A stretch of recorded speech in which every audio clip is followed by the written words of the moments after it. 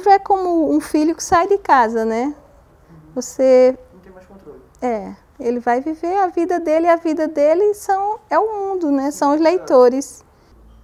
Sou funcionária pública federal, né?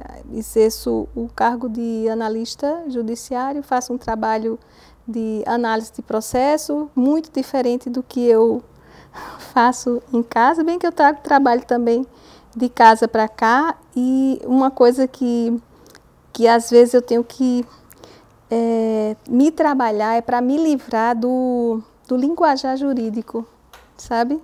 Porque isso fica entranhado na gente. Eu passo tanto tempo lidando com o processo que acabo trazendo isso às vezes para o meu texto. Quando eu sinto que ele está meio pesado, tem alguma coisa que está errada no texto, é de lá, de muitos anos, né, que eu faço a mesma coisa. 9 anos de idade e já comecei a escrever. Escrevia, tinha uns cadernos que eu levava para a escola, fazia uns textos de aventura, né? Eu via novela, aquela coisa romântica, histórias de amor. Aí levava para a escola e um grupo de colegas deixava de brincar para ouvir. Então isso era um sinal de que a coisa podia render. Bem que eu não tinha nem consciência disso, né? Mas eu queria ser uma escritora, desde menina. Meu pai era um leitor, ele lia muita filosofia, né? Gostava mais, mas a biblioteca dele era muito boa. Então, apesar de eu não ter tido uma orientação por parte dele com relação a leituras, eu ia lá e pegava o que eu queria. Foi assim que eu conheci Dostoiévski, foi assim que eu conheci Tchekov, Eça de Queiroz, deixa-me ver mais quem é aquele... Vladimir Nabokov, com Lolita, eu descobri na biblioteca dele. Tanta coisa boa. E na escola tinha as indicações. Eu tive uma professora muito boa e ela gostava muito de literatura, então a gente leu muito Machado, leu muito Graciliano, Zé Lins do Rego, que eu acho Zé Lins do Rego muito esquecido hoje em dia. Os adolescentes não conhecem Zé Lins, e eu acho Zé Lins grandioso, né? A gente lia muito Zé Lins. A minha filha leu Zé Lins, porque eu tinha Zé Lins em casa. Ela leu tudo Zé Lins. Zé Américo, Raquel de Queiroz, tudo isso vinha pela escola, né? Clarice Lispector, eu conheci quando eu tinha 14 anos. Uma colega de escola me mostrou um conto dela. Chamava Felicidade Clandestina. Você conhece Felicidade Clandestina? Sabe aqueles livros que qualquer criança fica apaixonada, cheio de figuras? É um livro que qualquer criança podia ficar vivendo dele, comendo, dormindo. Eu fiquei tão impactada com o conto, porque era uma coisa tão simples, que é a história de uma menina que era apaixonada por livro. E ela tinha uma coleguinha que tinha Monteiro Lobato. Ela queria ler as Reinações de Narizinho. E a menina sabia desse amor, e era uma menina ranzinza, e não emprestava o livro para ela. Ficava, sabe, com 1000 desculpas, até que a mãe da menina percebeu. E é uma coisa, mas Felicidade Clandestina era a leitura em si do livro. Às vezes eu ia para a rede, sentada com o livro aberto no colo, sem tocá-lo, em êxtase puríssimo. Eu pertencia a ele. E ele, naquele momento, ele pertencia só a mim. Então, a partir daí eu fiquei louca. Então, meu primeiro livro comprado por mim foi um livro de Clarice Lispector. Lígia Fagundes Telles, nessa época, quando eu entrei na universidade, depois dos 20 anos, eu conheci Marguerite Yourcenar e Virginia Woolf.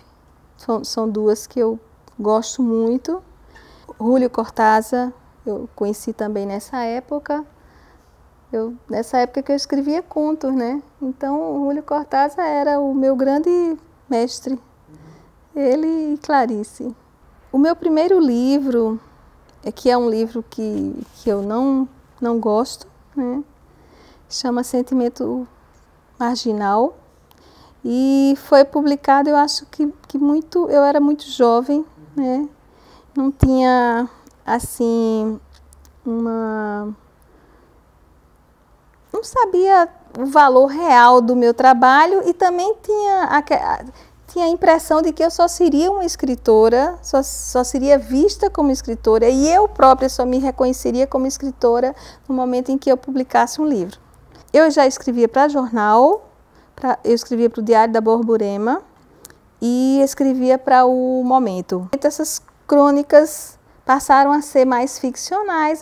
Logo eu estava escrevendo conto mesmo, né? E os jornais continuaram publicando, e aí eu ganhei um concurso, foi um concurso da Ampep, um concurso local, e eu mandei uns contos, e aí eu ganhei primeiro, segundo, terceiro lugar. E depois desse concurso, eu me animei a publicar o primeiro livro, né?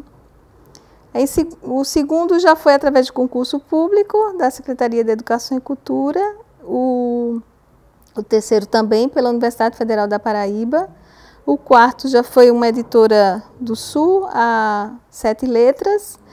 Aí o quinto livro é um romance, foi o meu primeiro romance, Suíte de Silêncios, foi editado pela Rocco. Eu passei muitos anos escrevendo conto, e eu acho o conto o gênero, sabe? Eu adoro conto.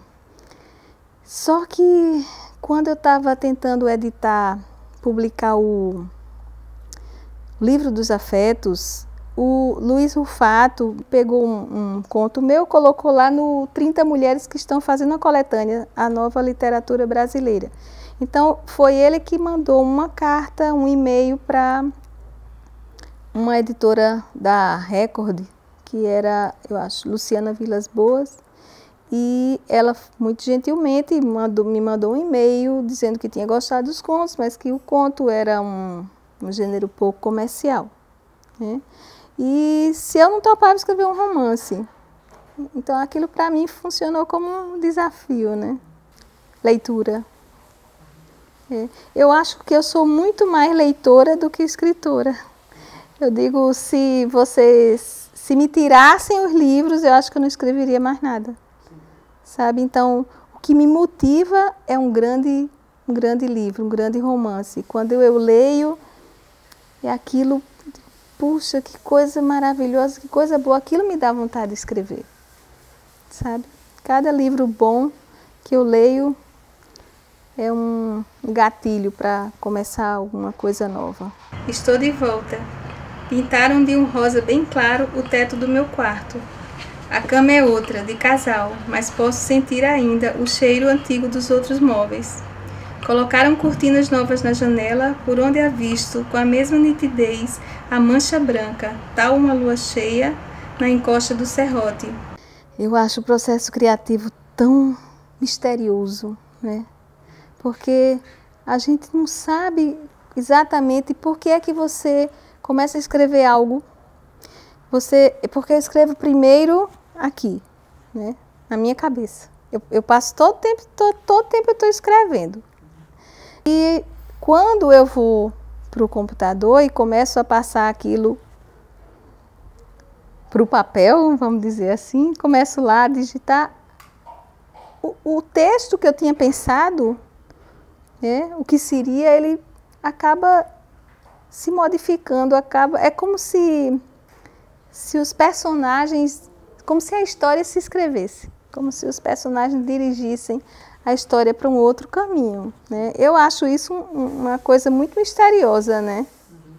E tenho também um estranhamento, vamos dizer assim, quando eu leio uma coisa que eu escrevi.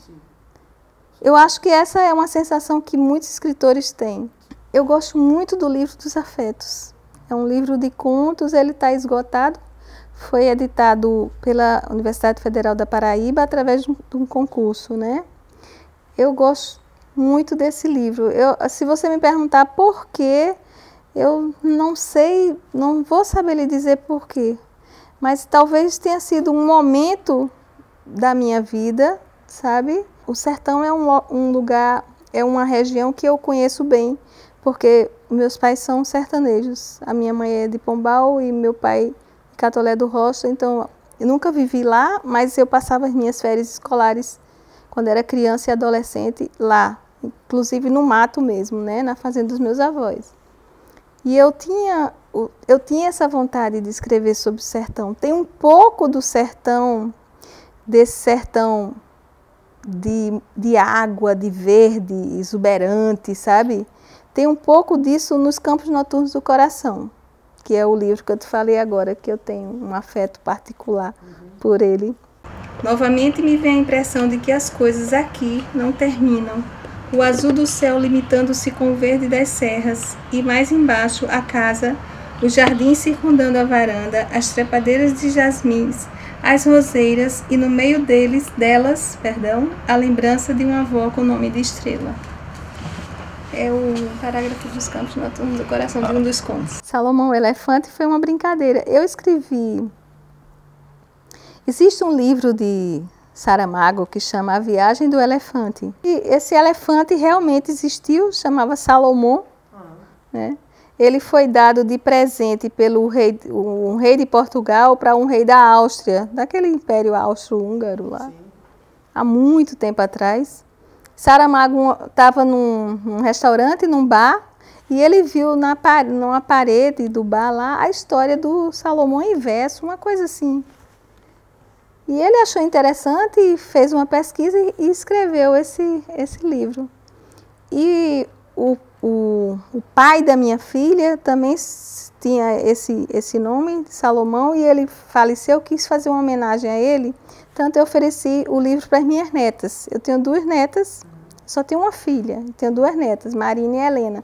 E o livro foi feito como uma brincadeira para elas, só para elas. Só que quando eu estava falando disso com Ovídio, e ele... eu gostaria de ver, Marília. E aí ele gostou muito e resolveu editar. As pessoas dizem que o meu texto é muito imagético, né? Então eu gostaria muito de ter um conto, ou sei lá, um romance como cinema. Eu gosto muito de cinema. Durante muito tempo eu duvidei do valor dele, que eu acho que é uma coisa muito da juventude, né? Quando você amadurece, e também porque você vai recebendo o aval de leitores, de críticos, e aí você passa a confiar mais no que você faz. Só se justifica por amor. Eu não vejo outra razão, né? Porque no mundo que a gente vive, tão capitalista, né? É um mundo de mercado. Você não ganha nada quando você escreve um livro. E olha que os meus livros, graças a Deus, vendem super bem. Mas se eu fosse viver de livro, eu estaria morta, né? Então, assim, eu só acho que seja amor. Vocação, né? Paixão, aquela coisa que lhe dá dor e prazer. Quando eu passo muito tempo sem escrever, eu começo a ficar deprimida. E aí é porque eu preciso escrever. Sim. E por mais que a escritura me faça sofrer, porque faz, é uma paixão, é o gozo com o sofrimento. As duas coisas. No próximo bloco, eu gostaria de ver uma entrevista com o artista plástico Flávio Tavares, que é alguém que eu admiro particularmente nas artes plásticas da Paraíba, e tem algo na pintura dele que eu acho forte e que me seduz, que é o feminino e um mistério em torno do que é feminino.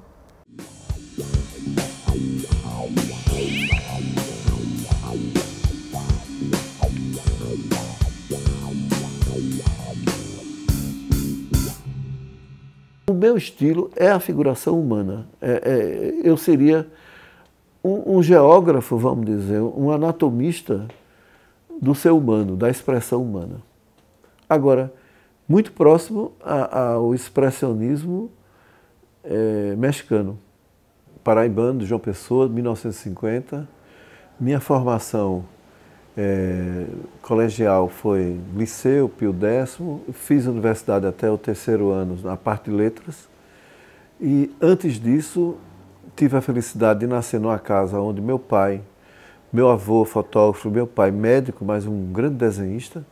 Com ele, conheci os amigos dele, que era Hermano José, Lira Serrano, o grupo de Elci Dias, Dr. Clerô, Arquidi Picado.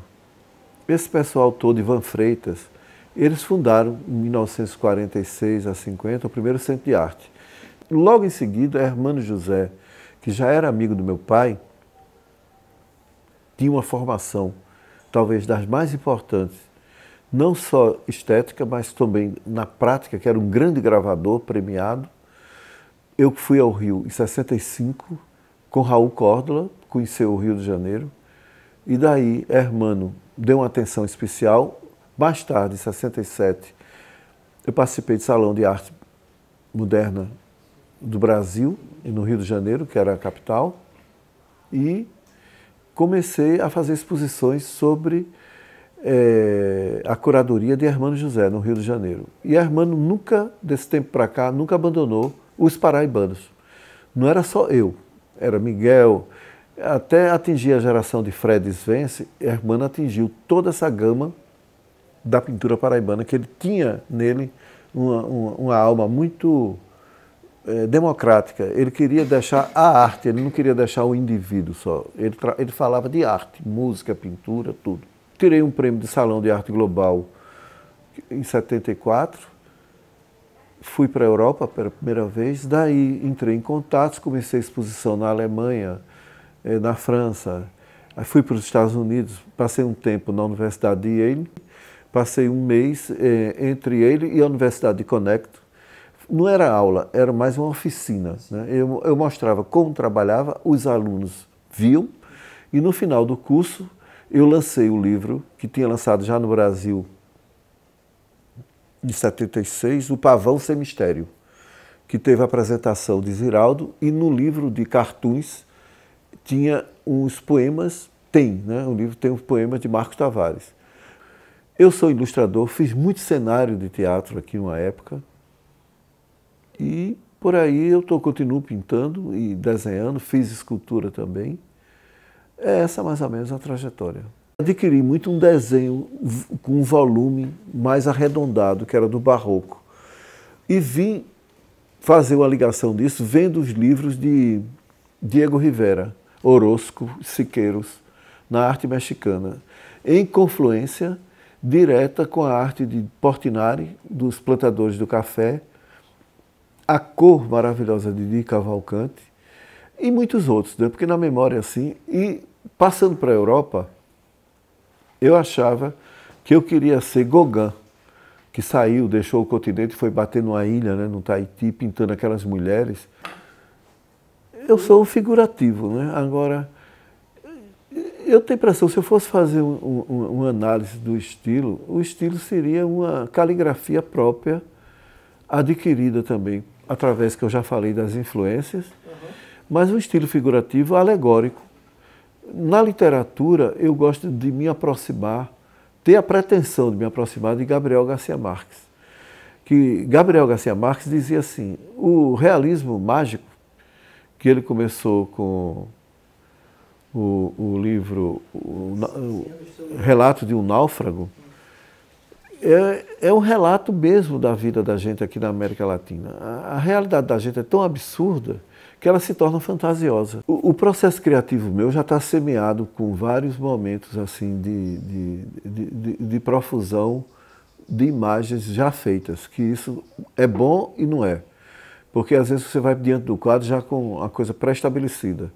Mas existe também a obra do de repente, né? Que você está ali, faz a história, conforme a mão vai levando, você vai vendo como o pintor de figura humana, ele tem sempre a ilha, que é o corpo humano, e tem sempre o corpo humano no espaço, esse espaço tem que ser determinado. Eu acho que a mulher imaginária agora ela não foge do biotipo nordestino, sabe? Ela está entre o índio, está entre o negro mesmo e o branco. Não que eu queira fazer da minha pintura uma antropologia, que isso nem se usa hoje mais, é uma coisa ultrapassada, depois que você vê que os troncos genéticos é tudo uma raça só, o mundo, né? Tudo uma etnia só. Então, mas eu digo assim, eu pinto o tipo caligráfico meu. Eu acho que a minha caligrafia do desenho, ela leva aquele biotipo. Eu tenho a presença da flora e da fauna. Eu uso muito uma questão da interligação do homem com a fera. E também o sonho com os pássaros, como fosse a sinfonia dos pássaros. Então, esses temas são repetitivos. E passo a ter as paixões como os músicos têm, de tocar e cantar a sua terra. Eu adoro Feira de Mangaio, de Sivuca. Eu acho uma das músicas mais... A letra de Glorinha Gadelha, mas eu acho uma das músicas mais eletrizantes do mundo.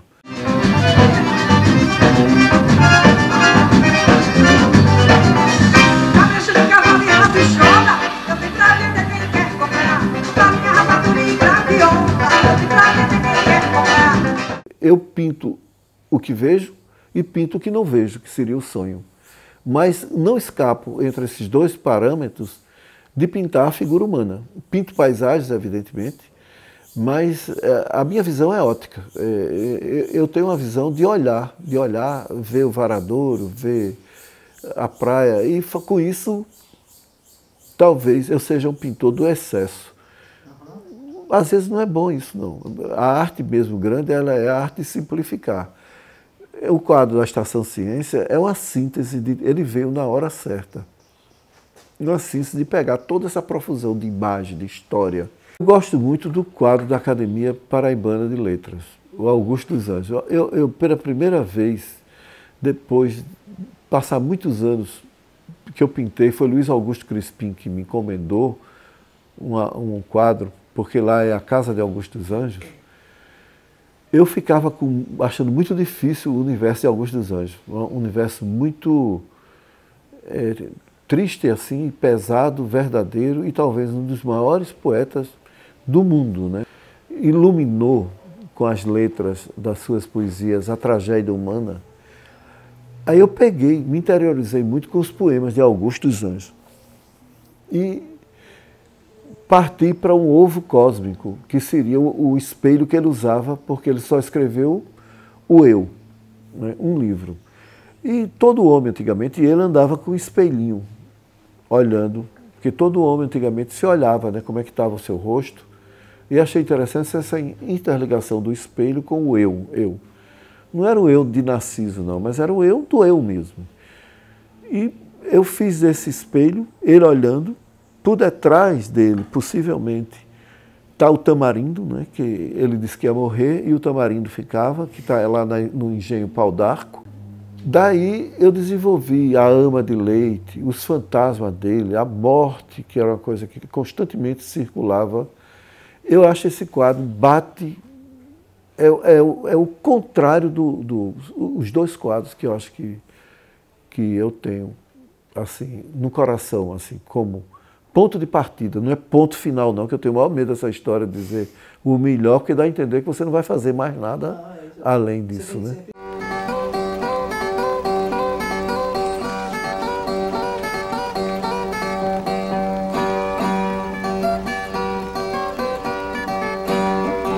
A Elisa fez um filme sobre o ato de pintar comigo, que eu gosto demais do filme de Elisa Cabral, que é O Caçador de Miragens. O filme foi premiado em Fortaleza, premiado em vários lugares, prêmio de roteiro, de filme, no Festival Grande da Bahia de Curta.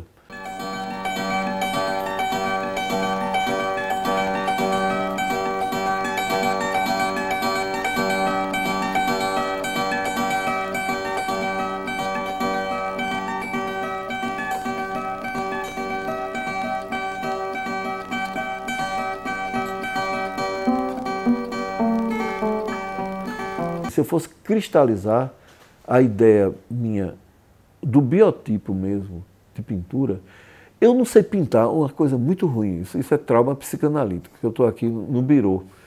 Eu não sei pintar a modernidade. Quer dizer, eu acho que eu sou arcaico, no sentido, não, porque minha temática às vezes é muito feroz, crítica. Mas assim, eu tenho uma recusa de pintar um carro, uma motocicleta. Não está dentro do meu universo. Eu acho que meu tempo para assim nos anos 50, não sabe?